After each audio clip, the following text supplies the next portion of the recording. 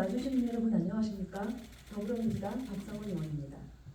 먼저 5분 발언을 할 수 있는 기회를 주신 이상만 의장님과 선배 동료 의원님들께 감사의 말씀을 드립니다. 제9대 의회가 개원한 지 어느덧 8개월의 시간이 지나 새로운 기대들로 가득한 새복이 다가왔습니다. 올 한 해도 시민 여러분들과 함께 아름답고 희망찬 나주를 만들기 위해 나아가겠습니다. 그럼 본 의원의 5분 발언을 시작하겠습니다. 지금 화면 왼쪽에 보이는 것이 넷플릭스 1위 드라마 더 글로리 포스터입니다.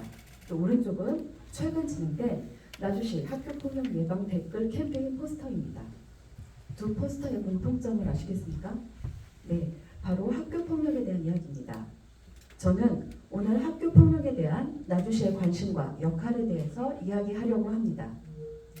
학교폭력이란 즉 학교폭력 예방 및 대책에 관한 법률 제2조 제1호에 따르면 학교 내외에서 학생을 대상으로 발생한 폭행, 감금, 협박, 명예훼손이나 성폭력, 집단 따돌림, 그리고 심한 경우에는 살인까지 이렇게 신체와 정신 또는 재산상의 피해를 수반하고 심지어는 어른이 되어서도 벗어나지 못하는 트라우마에 시달려 인생 전체를 무너뜨릴 수도 있는 심각한 범죄 행위를 말합니다. 최근 국가수사본부장으로 임명된 한 변호사의 아들의 학폭 문제를 보셨을 겁니다.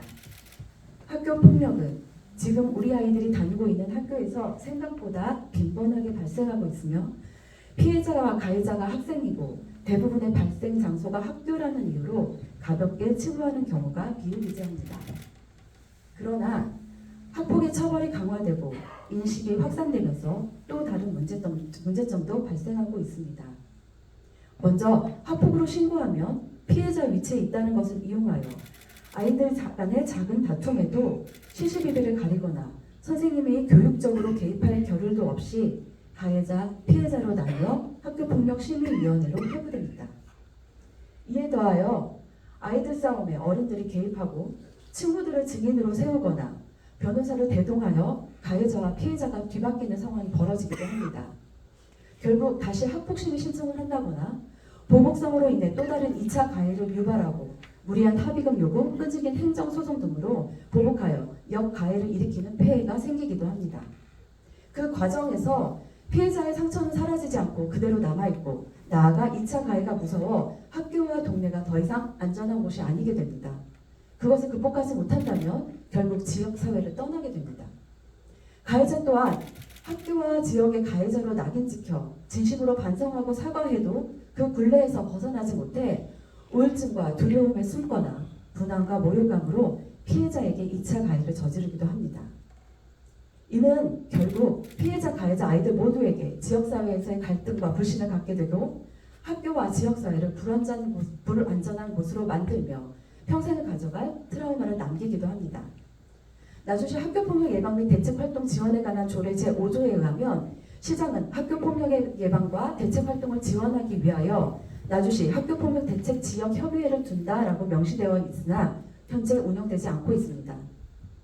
이제는 지역사회의 안정과 평화로운 공동체, 아이들의 지역민의 갈등을 건강하게 풀어갈 수 있는 존중과 신뢰 문화의 안착을 위하여 지자체가 적극적으로 나서야 할 때입니다. 이에 본 의원은 나주시 행정이 학교폭력 문제에 대해 공감하고 지역사회의 참여를 통한 실질적인 변화에 초점을 두고 풀어나갈 수 있도록 학교폭력 대책 지역협의회를 운영하도록 정식으로 제안합니다. 학교폭력은 가해자가 피해자의 마음을 공감하고 그에 따른 진심 어린 사과가 있을 때 진정한 회복이 일어납니다. 이것은 분명 손에 잡히지 않는 지난한 과정입니다. 그러나 현실에 타협해서 실효성 있는 대책으로만 가다 보면 오히려 공동체가 책임져야 하는 기능을 잃어버리게 됩니다.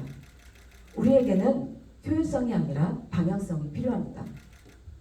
언제나 아이들이 행복한 나주를 위해 열심히 노력하겠습니다. 끝까지 경청해 주셔서 감사합니다. 박상원 의원님 수고하셨습니다.